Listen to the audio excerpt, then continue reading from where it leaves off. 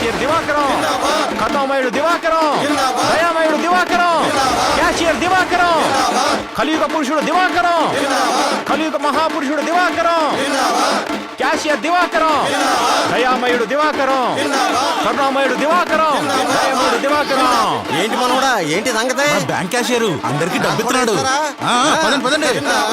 ఇదిగో వెంకీ, ఎవరే దివాకరం? మన బ్యాంక్ క్యాషియర్ అందరికి డబ్బు మరి ఇస్తున్నాడు. మాకు ఇస్తారా?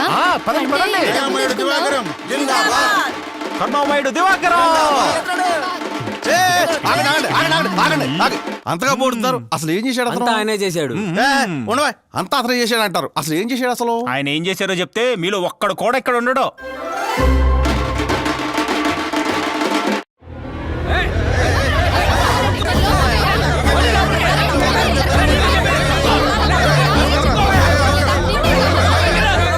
ఆగండి, ఎందుకు అలా చొచ్చుకొని వస్తున్నారు?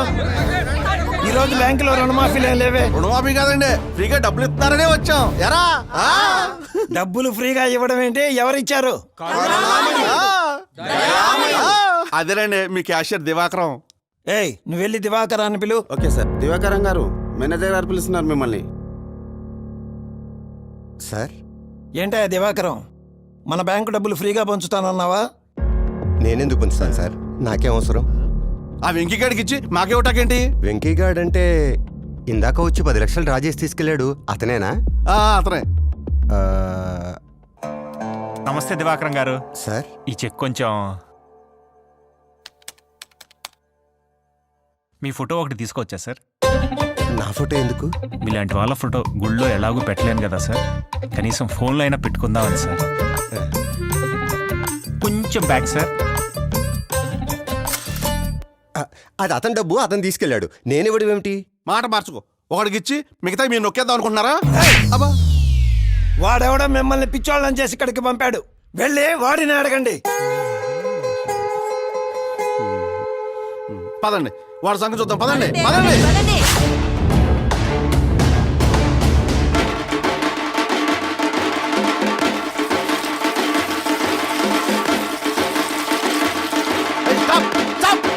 What hell is going on here? బుద్ధుందా? వాడే దేవుడా లీడరా? వాడికి చింత మొదలు కొడుతున్నారు. రేయ్, నీ డబ్బులు నీకు ఇచ్చినోడికి పాలాభిషేకం చేస్తావా? సిగ్గుందా నీకు? ఒరే, మరి ఇదే పని నువ్వు చేసినప్పుడు? నా డబ్బులు నాకు ఇచ్చినోడికి నేను ఎప్పుడు పాలాభిషేకం చేశానా? గుర్తు తెచ్చుకో.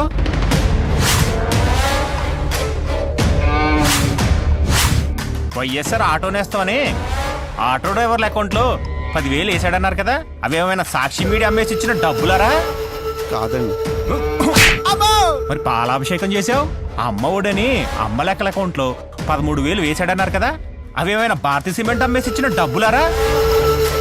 అసలు కాదండి. పాలాభిషేకం చేసావు రైతు భరోసాని రైతుల అకౌంట్లో 7,000 వేసాడన్నారు కదా, అవేమైనా లోటస్ పాండ్ ప్యాలెస్ అమ్మేసి ఇచ్చిన డబ్బులారా? పాలాభిషేకం చేశానా? సార్, ఒరే, భారతీయ సిమెంట్ బస్తా ధర ఎంతరా? 400 అండి. అది ఎవరికైనా ఫ్రీగా ఇచ్చాడా? ఇవ్వలేదండి. మరి సాక్షి పేపర్ రేట్ ఎంతరా? 6 రూపాయలండి. అది ఎవరికైనా ఫ్రీగా ఇచ్చాడా? ఇవ్వలేదండి. 6 రూపాయల పేపరే ఫ్రీగా ఇవ్వనోడు, సొంత చెల్లిని తల్లినే బయటికి తరిమేసినోడు, సొంత బాబాయినే గొడ్డలతో వేసేసినోడు ఫ్రీగా డబ్బులు ఇచ్చాడని పాలాభిషేకాలు చేస్తారా? నందమూరి కుటుంబం చనిపోయిన బసవతారకమ్మ పేరు మీద క్యాన్సర్ హాస్పిటల్ కట్టించారు. ఎందుకు?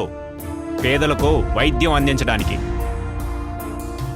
నారా భువనేశ్వరి చనిపోయిన తన తండ్రి పేరుతో ఎన్టీఆర్ ట్రస్ట్ పెట్టింది. ఎందుకు? ప్రజలకు సేవ చేయటం కోసం. మరి వైఎస్ జగన్మోహన్ రెడ్డి చనిపోయిన తండ్రి పేరుతో ఏం పెట్టాడు? పార్టీ పెట్టాడు. ఎందుకు? జనాల్ని దోచుకోవడానికి. అభివృద్ధి చేయటం రాదు, రాజధాని కట్టలేడు, పోలవరం పూర్తి చేయలేడు, ప్రత్యేక హోదా తీసుకురాలేడు, కనీసం చూసి చదవటం కూడా చేత కాదు. అలాంటి వాడికి ఓటెలా వేస్తారా? ఫ్రీగా డబ్బులు ఇస్తా ఉన్నారని. రే సీను, నువ్వు రోజు మందు అవుతావే, ఆ మందు క్వార్టర్ రేటు గతంలో ఎంత ఉండేదిరా? 80 రూపాయలండి. మరి అదే మందు ఇప్పుడు ఎంతరా? 200 అండి. ఎంత పెరిగింది? 120 రూపాయలండి. అంటే నెలకి ఎంత పెరిగినట్టు? 3,600 అండి. మరి ఏడాదికి ఎంత పెరిగినట్టు? 43,200 అండి. మరి 5 ఏళ్లలో ఎంత పెరిగినట్టు? 2,16,000 అండి. అయ్య బాబోయ్. చూసారా? ఈ విధంగా పెట్రోల్, డీజిల్, ఇసుక ధరలు, బస్ ఛార్జీలు, ఇంటి పన్ను, ఆస్తి పన్ను, చెత్త పన్ను, రోడ్ ట్యాక్స్, ఫైబర్ నెట్ ఛార్జీలు, ఆ ఛార్జీలు, ఈ ఛార్జీలు అని ఇలా పెంచినవన్నీ లెక్కేసుకుంటే ఈ 5 ఏళ్లలో ఒక్కో కుటుంబం నుంచి దోచుకున్నది అక్షరాల 10 లక్షల రూపాయలు. కానీ కుటుంబానికి నవరంధ్రాలు అనే పేరుతో ఈ 5 ఏళ్లలో మనకిచ్చింది 1 లక్ష రూపాయలు. అంటే 10 లక్షల రూపాయలు మన దగ్గరే మింగి 1 లక్ష రూపాయల ముష్టి మనకిచ్చి నేనే దేవుణ్ణి అంటున్నాడు. అలాంటి వాడికి మీరు పాలాభిషేకాలు చేస్తున్నారు. మీకు తెలుసా మన రాష్ట్రం మీద 13 లక్షల కోట్ల అప్పు ఉందని? అదంతా ఎవరు చేశారు? ఎవరు కడతారు? మన రాష్ట్రం మీద ఉన్న అప్పుల భారం మనదే, మనమే తీర్చాలి. రామన్న, నీ సంపాదన ఎంత? 20,000 రూపాయలు బాబు. నీ కొడుకు సంపాదన? 50,000. నీ కూతురు సంపాదన? 30,000. మొత్తం 1,00,000. అవును. నువ్వెప్పుడైనా అప్పు చేసావా? అప్పు చేయాల్సినంత అవసరమేమీ రాలేదు బాబు మాకు. ఎందుకు రాలేదు? సంపాదన సరిపోతుందిగా, అప్పు చేయాల్సిన అవసరమేముంది? చూసారా? సంపాదన సరిపడా ఉంటే అప్పుతో అవసరమే లేదు. మరి మన రాష్ట్రానికి ఎందుకింత అప్పయింది? అయిందంతా సంపాదన లేదు కాబట్టి. సంపద సృష్టించలేని వాడు రాష్ట్రానికి అవసరం లేదు. అప్పులు చేసేవాడు అసలే వద్దు. సంపద సృష్టించి సంక్షేమ పథకాలు ఇవ్వగలిగిన వాడే అసలైన నాయకుడు. అలాంటి వాడే మనకు సీఎంగా కావాలి. దేశ విదేశాలు తిరిగి ఇండస్ట్రీస్, ఇన్వెస్ట్మెంట్స్ తీసుకురావాలి. అంతేగాని ప్యాలెస్ దాటి బయటికి రాని పిరికోడికి ఈ రాష్ట్రాన్ని అప్పచెప్పకూడదు.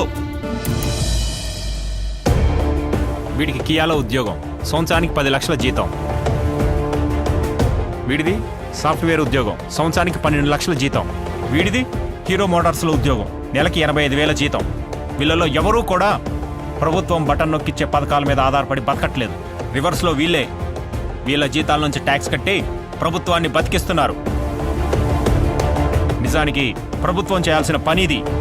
పరిశ్రమలు తీసుకొచ్చి ఉద్యోగాలు కల్పిస్తే ప్రజలే ప్రభుత్వాన్ని పోషిస్తారు. అప్పుడు ప్రభుత్వం ఇచ్చే పథకాల మీద ఆధారపడాల్సిన అవసరం ఉండదు. బటన్ నొక్కడమే పరిపాలన అనుకుంటే అవ్వా ఇలారా. ఏంటి బాబు? నీకు బటన్ నొక్కడం వచ్చా? బాగా నొక్కుతా బాబు. విన్నారుగా, ఈ మాత్రం బటన్ నొక్కడానికి ఈ బామ్మ చాలదా? దీనికి ముఖ్యమంత్రి అనేవాడు ఒకడు కావాలా? ఆలోచించుకోండి.